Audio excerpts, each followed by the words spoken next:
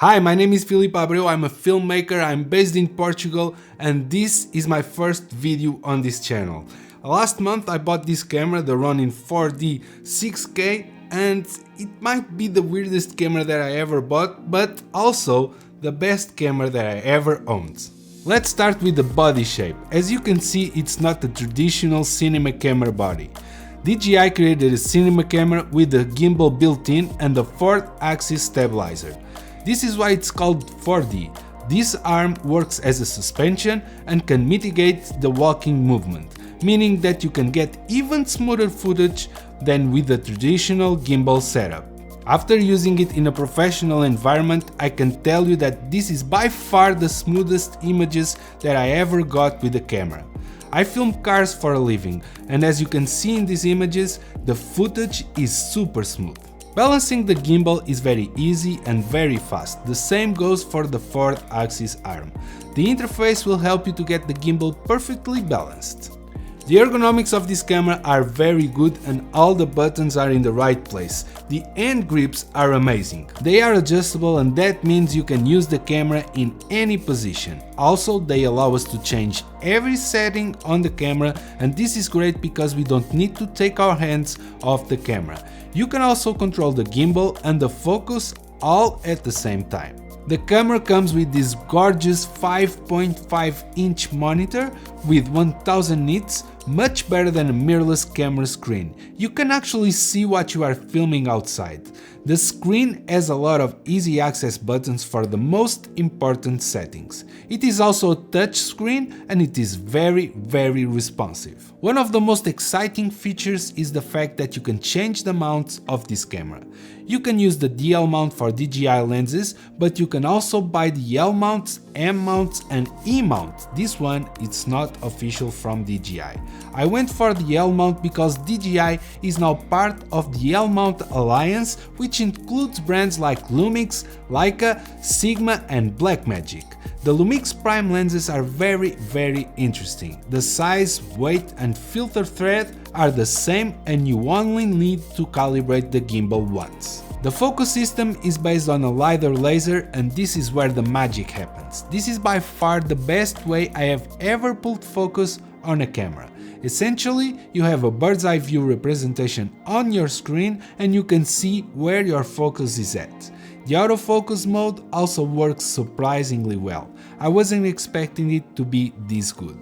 You can also touch your screen to track a subject or object and it does a great job locking into it. It can also recognize faces. The only drawback is that it only works as far as 10 meters, so if your subject is far away, the camera will not detect it. And that means that the bigger focal lengths will not work properly with this autofocus system. This LiDAR system also opens up the possibility of using manual lenses with autofocus. You will need a focus motor. It can be the one from DJI RS3 or you can buy this X9 focus motor that is made for the Ronin 4D. In addition to that, if your lens isn't a cinema lens, you will need some gears like these ones from Tilta. This means that now you can have a smart autofocus with vintage lenses like this Leica R35mm. You have to create profiles for each lens and do a manual calibration. After that, you can enjoy the magic of having autofocus and tracking on a 30-year-old lens. You can also use the focus motor for zoom if you have a zoom lens like this.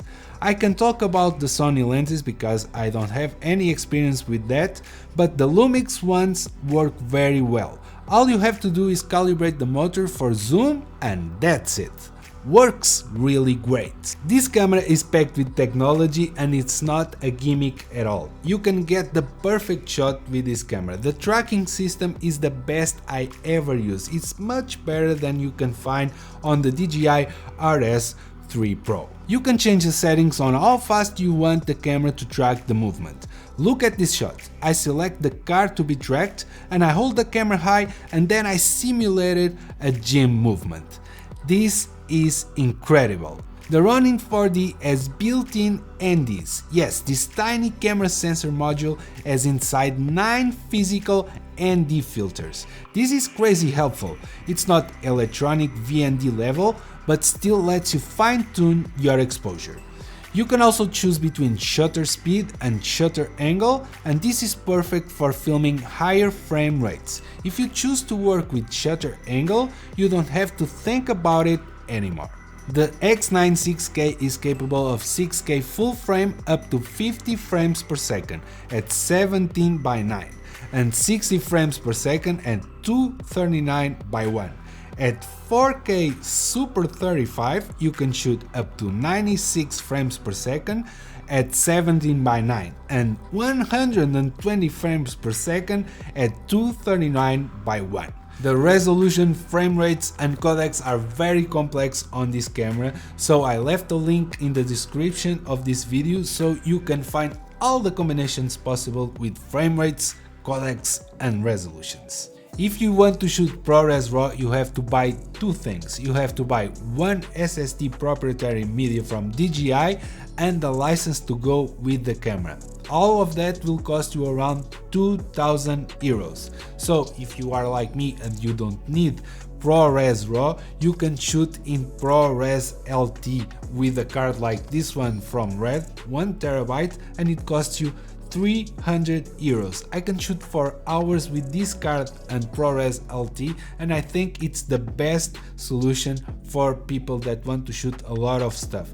If you want ProRes RAW, you have to spend a lot of money. 2,000 euros is a lot of money just to shoot ProRes RAW. As for profiles, I only used the log profile so far, and I was very impressed with the dynamic range and colors. This sensor is very close to what you can find on the Lumix S5 Mark II or the new Blackmagic 6K Pro. The menu system is the best out there. DJI made a great job on these layouts, and every camera company should watch how these menus are organized. It's all very simple and intuitive. It's like DJI is the Apple of cameras. It just works. The transmission system is close to perfect. You just turn it on and it just works. No drop frames or constant disconnections like other brands. The lag is close to zero and you can pull focus from a distance with no problem at all. You have to buy the DJI iBright monitor and the DJI 4D transmission unit to be able to remote control the camera. But if you use your camera in car rigs like I do, it's a no-brainer. It's a true all-in-one system that works all the time, no more different batteries, transmission units, follow focus and cables dangling around. Last year DJI announced the DJI Flex 4D system. Essentially it's a cable that lets you separate the gimbal and sensor from the body of the camera. This can transform the camera into a much smaller and lighter setup for operation. PGI Tech partnered with DJI and made a camera backpack that can hold the body in place while you use just the gimbal on your hands. I bought the system for a different reason. When shooting car rolling scenes in big cities, sometimes you don't have much time to rig and you don't want to attract many attention. There's where the Flex shines. You can rig it in a smaller setup like this and go really nimble in the city. Now that we talked about all the positive aspects of this camera, let's talk about all the downsides. The sensor is not very fast, so you can expect some rolling shutter effects in some scenes.